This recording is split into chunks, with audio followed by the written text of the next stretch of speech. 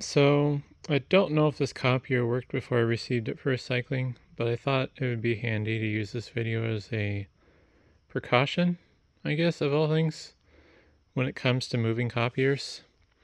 And I received this copier from a recycling pickup, so it may or may not have been bad. But when it was loaded in my van, the people there didn't want to grab a forklift, so they tipped it in. And in the process, I believe it sustained damage because these spots here were not cracked.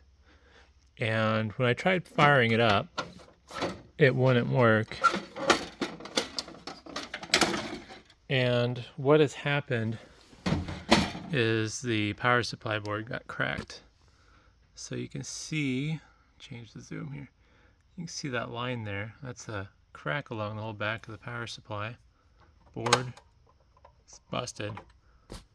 And I suspect what happened was when it was sent up on its back, this was the point where it was tipped, basically, and it cracked this board in the process.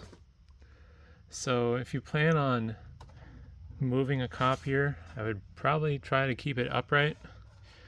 If you do have to put it on a hand cart, one thing you might consider is something strong and sturdy to go across the back of this. So I would find a thick piece of plywood that is at least as wide as a copy machine to put across the back, and maybe a moving blanket or something in between too as well, just as some padding. But when it comes to moving copiers, if you don't want them to get damaged, I would recommend against tipping them or using hand carts, because in this case the PCB is right up against the back of the copier basically, and this plastic panel has no structural integrity.